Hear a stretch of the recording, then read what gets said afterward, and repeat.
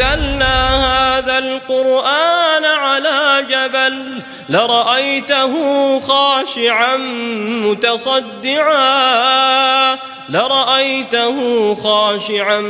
متصدعا من خشية الله وتلك الأمثال نضربها للناس لعلهم يتفكرون. Bismillahirrahmanirrahim. Assalamualaikum warahmatullahi wabarakatuh. Berjumpa kita sekali lagi dalam channel saya, Gelora Mistik. Jadi guys, seperti biasa, Gelora Mistik akan membawakan kepada anda pengalaman-pengalaman seram, pengalaman-pengalaman misteri, dan juga pengalaman-pengalaman mistik. Okeylah guys, apa khabar korang semua? Semoga korang semua berada dalam keadaan sihat sejahtera di samping keluarga tercinta. Dan saya doakan bagi mereka yang menonton video saya doakan semoga segala urusan tuan-tuan, puan-puan dipermudahkan. Dan saya doakan juga semoga korang semua dilimpahkan dengan rezeki yang luas terbentang, insya-Allah. Okey, jadi guys, seperti biasalah, dalam setiap video saya ingin saya bagi tahulah apa sahaja yang bakal dikongsikan ataupun apa sahaja cerita yang bakal diceritakan. Ingat, ia adalah sekadar perkongsian dan hiburan misteri anda. Okey guys, setakat ni clear? Okey. Bagi mereka yang baru jumpa ataupun baru terdengar tentang channel saya ni, jangan lupa guys, like, share dan subscribe. Orang kata apa, agar saya ni lebih bersemangat dalam membuat konten-konten cerita seram terbaru yang lebih menarik, insya-Allah. Kita doakan yang baik-baik. Okey, jadi pertamanya ingin saya nak memohon maaf lah daripada hujung rambut sampai hujung kaki. Sebab apa guys? Sebab dah hampir 3 minggu saya tak post apa-apa ataupun tak post sebarang video. Bukan apa guys, saya minta maaf sangat sebab saya agak busy kebelakangan ni. Ada urusan kerja yang tak dapat saya elakkan. Jadi saya tak sempat nak posting video. Guys, jadi saya minta maaf banyak-banyak. Jadi insya-Allah selepas ni daripada minggu ke minggu saya akan post seperti biasalah guys, Selasa dan Khamis. Mungkin sekali seminggu ataupun 2 kali seminggu. Sama ada Selasa, Khamis, Sabtu ataupun Selasa, Sabtu. Sebab Sabtu ni emergency lah. Kalau tak sempat nak buat Khamis tu, saya akan pindahkan ke hari Sabtu. Okey guys. Okey. Jadi pada malam ni guys, dah lama ni tak bercerita ni kan. Okey. Untuk malam ni guys, saya nak ceritakan bahagian kedua, kisah seram urban legend Malaysia. Guys, hari tu dah 3 cerita kan. Jadi malam ni kita nak share lagi 3 cerita. Jadi mungkin cerita ni korang dah pernah dengar dan mungkin ada juga yang korang tak pernah dengar. Okay. Yang pertamanya cerita-cerita yang saya bakal ceritakan ialah berkenaan dengan cerita hantu loka, kisah melati dan kisah 1, 2, 3. Kalau korang nak dengar, korang tonton video saya daripada mula sampai habis. InsyaAllah nanti saya akan ceritakan sedetail-detailnya.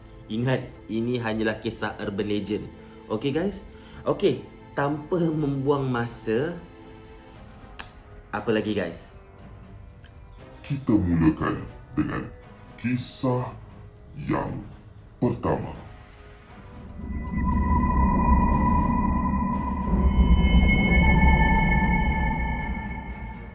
Okay guys, kisah urban legend ataupun kisah seram urban legend yang pertama yang ingin saya ceritakan untuk bahagian yang kedua ni ialah berkenaan dengan hantu loka. Korang pernah dengar tak? Kalau korang pernah dengar, korang boleh share di ruang komen di bawah. Okay guys. Jadi kisah ni dikatakan, jadi saya sebab dikatakan kisah urban legend kan, jadi tak dapatlah nak dipastikan tentang kesahihan cerita ni. Okay, jadi kisah ni dikatakan berlaku di Maktab Tentera Darat Sungai Besi.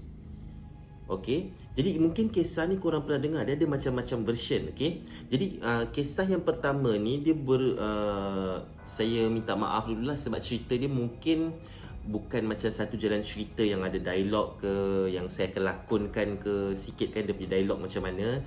Ia lebih kepada macam jalan cerita yang senang saya nak fahamkan korang lah.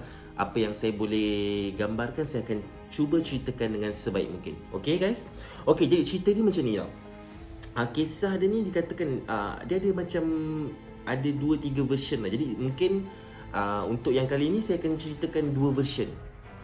Jadi version yang pertama dikatakan yang seorang pelajar ni ataupun seorang pelajar Maktab Tentera Darat Sungai Besi ni, pelajar lelaki ni dikatakan dia meninggal di dalam loker. Kisah dia ni dia meninggal dalam loker sebab apa guys? Sebab dia ni ponteng. Dia hari tu dikatakan hari Jumaat tu merupakan lepas solat Jumaat, petang tu diorang dah boleh balik ke rumah masing-masing. Maknanya cuti yang panjang lah. Jadi dikatakan dia ni ponteng dan dia sembunyi di dalam loker. Kan? Bila dia sembunyi dalam loker tu, dia orang kata apa? Duduk dalam loker punya lama lalas terlelap, tertidur. Kan? Tertidur. Ni version yang pertama dia terlelap dan tertidur. Dan bila dia bangun, dia cuba nak buka loker, tak boleh. Kan? Mungkin loker tu dah dikunci oleh kawan dia. Kan? Dan akibat orang kata apa, tak boleh bernafas. Kan? Dipendekkan cerita kan. Tak boleh bernafas dan kurang udara. Kan? Dan tak makan semua, akhirnya dia meninggal. Itu version yang pertama. Okay guys? Itu version yang pertama berkaitan dengan hantu loker tu tadi. Gangguan itu nanti saya cerita kemudian. Okey, versi yang kedua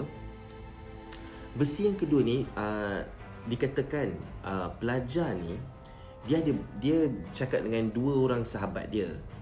Dia ada 2 orang sahabat dia. Dia bagi tahu sahabat dia, ni sekejap lagi kita cuti ni. Ni saya lakonkan sikit nak bagi korang faham. Ni sekejap lagi kita dah cuti, aku malas nak pergi solat Jumaat. So member dia lagi 2 orang ni cakap, janganlah, ini kan besok kita sekejap lagi dah nak balik rumah, nak cuti kan, semayang je lah Jumaat kan. Jadi dia kata, kau nak pergi-pergilah. Yang orang kata apa, saya gelarkan nama dia sebagai Johan lah, Johan. Si Johan kata, kau nak pergi-pergilah, aku malas kan. So member ni cakap dengan si Johan, dia kata, lantak kau lah. Kalau kau nak duduk, kau tak nak pergi, suka tinggal lah. Tapi kau nak sembunyi ke mana? Tak apalah, aku sembunyi dalam loker lah. Nanti loker ni kau kunci dari luar tau. Aku takut nanti warden buat spot check. Kan? Jadi kau kunci, nanti balik sembahyang Jumaat kau buka lah. Okay? So setelah orang kata bincang, dah deal, dah setuju. Okay, yang member lagi 2 orang ni pun pergi solat Jumaat. Dan dia ni sembunyi dalam loker yang dikunci oleh 2 orang kawan dia tadi. Kan? Dipendekkan cerita, lepas solat Jumaat, salah seorang sahabat ni tadi balik. Dia baru je sampai ke asrama, bapak dia dah ada, dah tunggu. Kan? Jadi dia pun nampak bapak dia pun seronok. Dia pun pergi kat bapak dia, salam-salam apa semua, ambil barang, letak dalam kereta, terus jalan. Terlupa yang si Johan ni ada dalam loker. Kan? Jadi okey, yang kawan dia yang kedua ni pula balik pun sama juga cerita dia. Dia balik sedang di dalam, orang kata apa, dalam perjalanan nak menuju ke dom si Johan ni, nak bukakan loker lah. Kan? Sebab tadi kan ada janji. So bila dia pergi dalam perjalanan nak ke loker tu, nama dia dipanggil, mak dia dah sampai. Dipendekkan cerita, dia pun terus mak dia terlupa terus kawan ni. Terlupa pula si member Johan ni yang dalam loker ni. Terus dia turun, dia salam mak dia, ambil barang, jalan. Okay guys, jalan. Jadi benda tu dia dah balik, jadi Johan ni terperangkap. Jadi macam ikut version yang pertama, jadi Johan ni pun mungkin korang tertanya-tanya, takkanlah Johan ni tak boleh nak buka pintu kan, mesti ada jerit-jerit apa. Macam dalam versi pertama tadi, dia tertidur. Jadi betul lah kisah ni, dia tertidur. Dan bila dia sedar tu tak ada orang dah, dia cuba jerit, tapi tak ada siapa yang menyaut kan. Tapi mungkin bagi korang mungkin ada. Macam bagi saya sendiri, saya tak tahulah korang kan. Kalau saya sendiri kan, kalau loka, saya faham lah kan. Biasanya loka kat asrama-asrama ni, tak kisahlah asrama penuh ke, maktab tentera darat ke, orang kata apa, universiti ke, IPTA, IPTS ke kan. Biasanya loka dia kayu ataupun besi. Biasanya kalau kita boleh masuk ni, biasa loka kayu. Kalau kita fikir logik, boleh je tendang pintu tu sampai pecah kan. Tapi nama pun kisah urban legend kan, kisah yang tak dapat dibuktikan kesahihan dia. Jadi dipendekkan cerita, dia pun meninggal kan, akibat sebab yang kisah yang versi yang kedua ni, bila dia tak balik tu, jadi setelah 2-3 hari barulah mak ayah si Johan ni kontak pihak maktab dan cakap, dia kata anak dia tak balik lagi, kenapa kan. Jadi orang kata apa, pihak maktab pun cakap ya ke, dia pun pergi check, dan bila dia check tengok kat loker, dia tengok dah meninggal dunia kan. Jadi korang mesti tertanya, mana kisah seram dia? Kisah seram dia ialah, orang kata apa, bila benda ni dah berlaku lama kan, dan mungkin dah jadi satu sejarah hitam lah kat maktab tentera darat tu. Jadi lepas kejadian tu, siapa sahaja yang tidur di katil bekas arwah ni tadi, bila dia orang malam tidur malam tu nanti, dia orang akan rasa ada orang tidur kat sebelah. Dan bila dia tengok, memang ada arwah tidur kat sebelah. Kisah ni memang dah popular lah, tapi ada macam-macam version. Korang boleh tengok kat Google sendirilah. Korang boleh refer terus, tengok kat internet, tengok kat Facebook, ada je cerita ni, macam-macam version. Okey, dan ada juga yang katakan bila setiap kali malam Jumaat akan ada bunyi ketukan daripada dalam loker bekas arwah tu. Guys, macam mana guys? Kisah ni kadang-kadang tak tahulah bagi korang. Bagi saya dia ada macam logik dan tak logik kan. Duduk dalam loker macam lah tak boleh tendang. Kau kan lelaki kan, nama lelaki, takkanlah tak kuat nak tendang pintu loker tu. Wallahu alam. Itu dia guys, kisah seram urban legend yang pertama.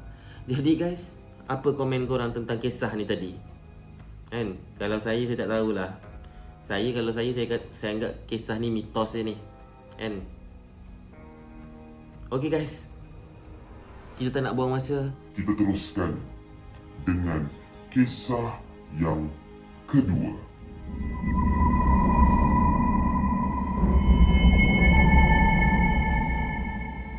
Okay guys, ini dia kisah seram urban legend yang kedua, bahagian 2. Okey, jadi kisah ni berkenaan dengan hantu melati.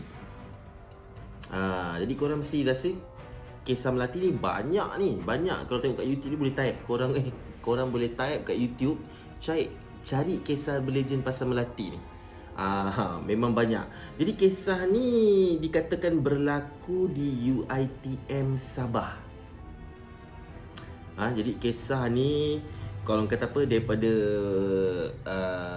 alumni ke, daripada bekas pelajar UiTM Sabah sampailah ke pelajar, sampailah ke orang kata apa, pelajar yang baru belajar sekarang ni, diorang mesti tahu tentang kisah UiTM Sabah ni, kisah pasal melati ni. Sebab apa kisah ni memang famous? Sebab orang kata apa, kisah yang telah disampaikan daripada generasi ke generasi.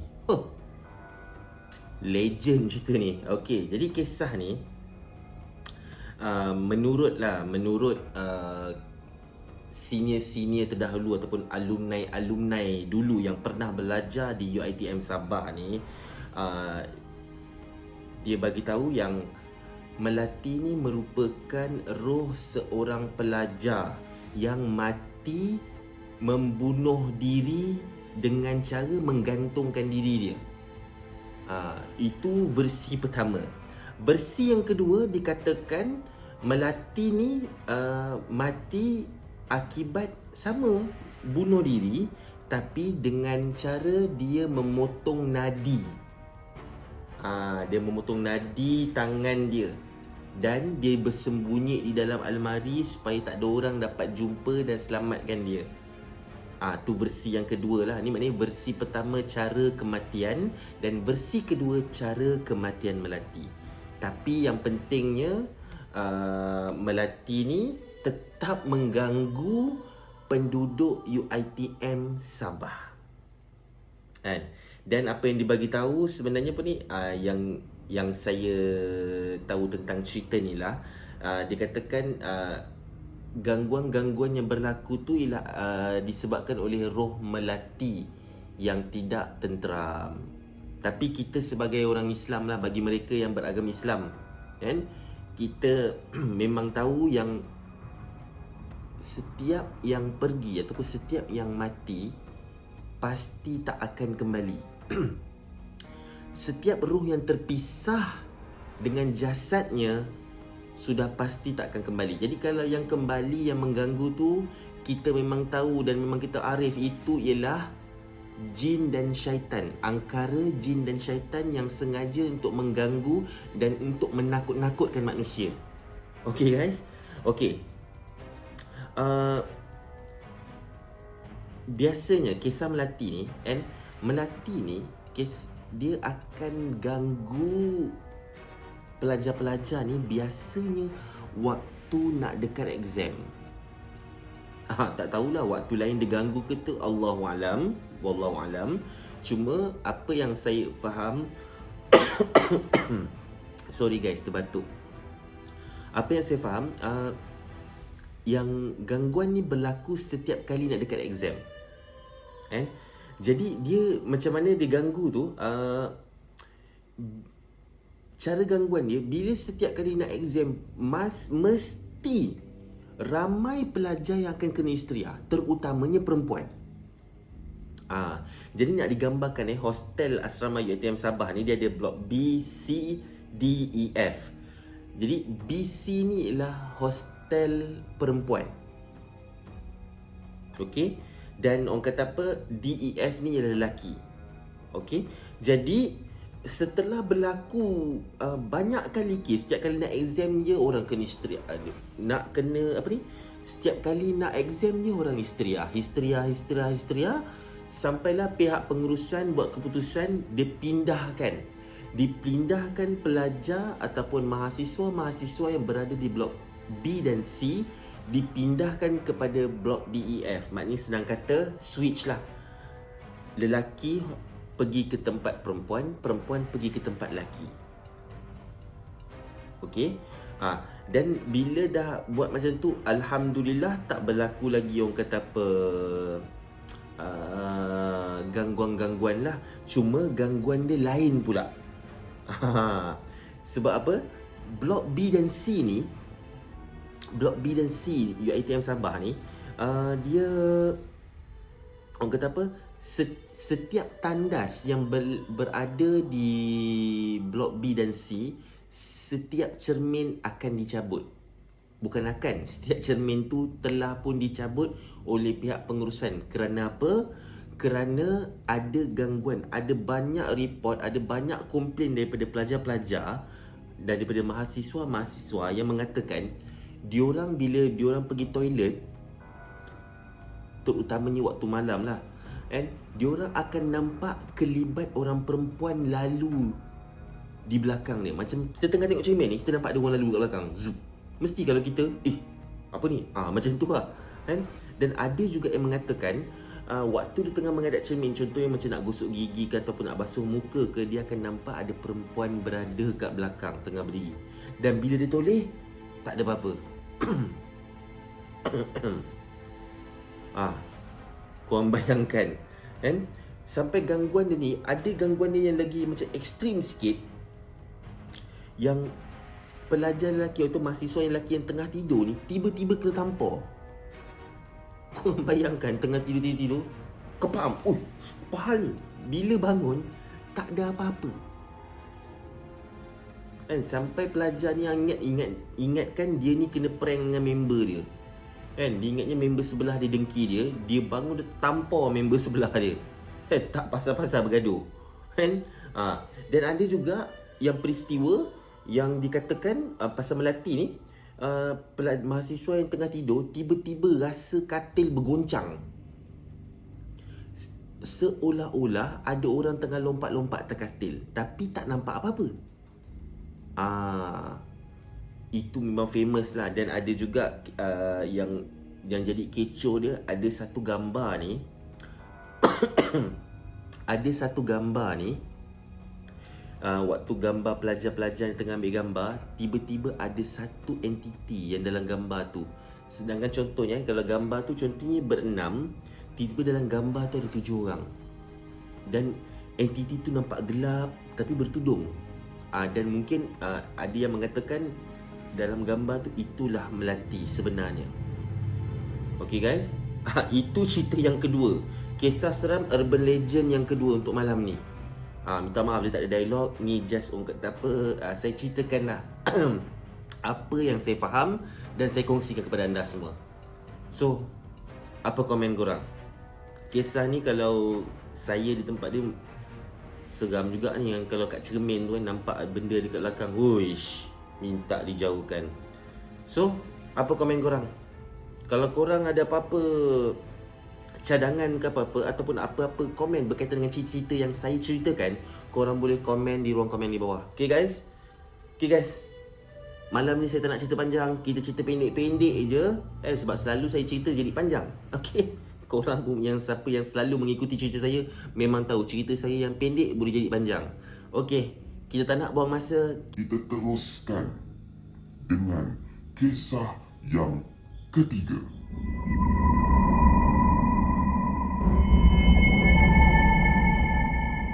Okay guys, ini dia kisah yang ketiga. Kisah seram urban legend Malaysia yang ketiga, bahagian 2. Okey, jadi kisah ni saya tak tahu berlaku kat mana, kan? Berlaku kat mana tempatnya tu saya tak pasti, tapi kisah hantu 123. Tajuk cerita dia lah kan. Jadi korang tanya, 123 apa benda tu? Okey, jom kita layan. Okey, jadi kisah ni nama yang saya bagikan ni bukan nama sebenar lah. Okey, jadi kisah dia berkenaan dengan Maria dan Julia. Tapi kisah ni berlaku pada Maria lah. Julia ni lah kawan sebelah katil dia. Okay. Jadi kisah ni sama juga berlaku kat asrama tau. Cerita-cerita hari ni semua berkaitan dengan pelajar-pelajar, berkaitan dengan mahasiswa, berkaitan asrama, pastinya lah. Okay. Jadi kisah ni berkaitan dengan Maria. Bila dia masuk asrama ni, hari dia lapor diri tu, dia pun berjumpalah dengan rakan sebelah katil dia yang bernama Julia. Okey. Jadi diorang ni jadi rapat. Dah berkenalan apa semua, jadi rapat. Sebab apa diorang rapat? Sebab diorang ni ada satu persamaan yang sama. Nak tahu apa persamaannya? Persamaannya dia diorang ni takut nak pergi toilet seorang-seorang. Jadi orang kata apa, kalau nak pergi buang air tu memang dua-dua ni penakut nak pergi toilet seorang-seorang. Jadi apa orang kata apa, si Maria ni, diorang ni akan macam ni. Contohnya bila dah rapat tu, jadi Maria ni kalau malam-malam dia nak pergi toilet, dia akan ajak Julia temankan dia. Begitulah juga sebaliknya, bila Julia nak pergi toilet malam-malam seram, dia akan kejutkan Maria dan temankan dia pergi toilet. Okey. Jadi seram dia bukan pasal toilet tau. Tak ada kena-mena, ni pasal dalam dorm diorang. Okey, jadi bila diorang ni persamaan dia yang kedua ialah diorang ni memang tak percaya cerita-cerita seram senior-senior. Sebab bila dia fikir, dia rasa senior ni semua hanya nak menakut-nakutkan junior. Cerita dia. Saya boleh faham lah perasaan Maria dengan Julia ni. Sebab saya pernah berada di asrama, sekolah asrama. Jadi saya faham lah perasaan diorang ni. Memang kalau kita pergi mana-mana lah, mana-mana asrama, mana-mana sekolah, mesti ada cerita-cerita seram. Kan? Memang tak ada saksi mata yang nampak, tapi cerita ni macam saya cakapkan sebelum ni, cerita yang disampaikan daripada generasi ke generasi yang lain. Itu yang jadi legend. Yang bertambah power jadi urban legend. Okay guys. Okay, jadi orang kata apa, si Maria ni memang dah dipesan oleh abang dia. Waktu awal-awal dia masuk asrama tu, abang dia dah pesan, Maria, engkau nanti pergi asrama tu, kau pergi tempat belajar kau tu, kau jangan dengar sangat cerita-cerita seram senior-senior kau. Kan? Jangan layankan sangat cerita-cerita tu. Jadi si Maria ni ingatlah. Okey, baik bang. Okey. Jadi Maria ni, dia pun ada terdengar lah yang senior-senior ni cerita-cerita. Yang senior ni cerita yang kat tempat asrama dia tu memang ada satu kisah seram dan banyak yang dah kena. Tapi bila ditanya siapa, dirahsiakan. Jadi dia anggap benda ni macam satu benda hanya nak menakutkan je lah. Kan? Dia dah dengar tau ada cerita-cerita dia. Okey. Jadi nak dijadikan cerita. Satu hari tu, satu malam tu, si Maria ni tak dapat nak tidur tau. Si Maria ni tak dapat nak tidur. Kan? Jadi dia macam berkelip-kelip mata tapi tak boleh nak tidur. Jadi dia pun tulis kat sebelah katil dia. Kan? Sebelah dia ni Julia. Dia tengok katil sebelah, dia nampak Julia. Dia tengok Julia ni tengah nyenyak tidur. Kan? Bukan Julia je lah, maknanya satu dorm tu semua dah tidur. Dia je yang tak tidur-tidur. Jadi si Maria ni dia tengok jam dia. Dia tengok jam dia, dah pukul 2. Aduh, kenapalah aku tak tidur-tidur. Jadi dia pun macam kita lah biasa kalau tak boleh tidur ni, golek ke kanan, golek ke kiri. Begitulah si Maria ni buat. Kan? Dia golek ke kanan, tetap mata tak boleh tidur. Kan? Jadi sedang dia cuba nak tidur tu, dia golek ke kanan, dia golek ke kiri. Kan? Tiba-tiba dia terdengar tingkap bilik, tingkap dorm dia seperti ada orang buka. Macam tingkap yang orang kata apa, tingkap orang panggil apa, tingkap lama tu yang ada cermin yang ada cermin tu kan, tingkap lama. So dia dengar ada orang buka cermin, tapi waktu tu dia abaikan. Dia abaikan dia kata biarlah, dia malas nak layan, dia cuba lagi nak lelapkan mata, tapi tak boleh juga lelap. Sampailah dia terdengar ada satu suara. 1, 2, 3. Bila Maria ni dengar, bila Maria dengar suara tu, dia dah mula tau. Dia dah mula rasa seram. Lepas tu dia dah mula teringat tentang cerita-cerita yang senior-senior dia pernah ceritakan pada dia dengan Julia. Dia teringat, tapi dia masih lagi buat tak tahu. Kan? Dia masih lagi buat tak tahu. Dia dah mula rasa dah badan dia dah meremang, dah mula berpeluh dah. Dia dah mula berpeluh. Tiba-tiba dia dengar lagi suara yang sama, tapi kali ni dialog dia bertambah. Kan? Dia dengar 1 dah tidur, 2 dah tidur, 3 pun dah tidur, 4 tak tidur lagi. Bila dia dengar suara tu kali ni, dia lagi jadi seram. Orang kata apa, dia lagi jadi seram sebab okey, saya nak gambarkan pada korang.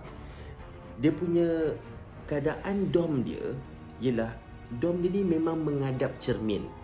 Dan katil dia, kalau ikut daripada dinding, katil dia ialah katil yang keempat. Itu yang buatkan dia bertambah takut, sebab dia memang tahu katil itu ialah keempat daripada dinding. Dan suara tu pula sebut 1 dah tidur, 2 dah tidur, 3 pun dah tidur, 4 tak tidur lagi. Kalau korang macam mana? Beremang brother. Uish. Kan? Jadi dia jadi seram, dia jadi orang kata apa, dia jadi takut sebab memang katil itu keempat daripada dinding. Jadi bila dah jadi macam tu, badan dia dah mula menggigil tau. Dia dah menggigil, dia dah terketar-ketar, suara dia pun dah terketar-ketar, dia panggil. Bila dah takut, dia cuba nak panggil kawan sebelah dia tu, Julia tu. So dia panggil, dia tengok kat Julia, dia kata, Julia bangun Julia, bangun. Korang nak tahu apa jadi lepas tu? Belum sempat dia nak, orang kata apa, belum sempat Julia ni bangun lah, senang kata, sedang dia tengah panggil tu, dia dengar lagi suara. Dan kali ni suara tu cakap, Julia dah tidur.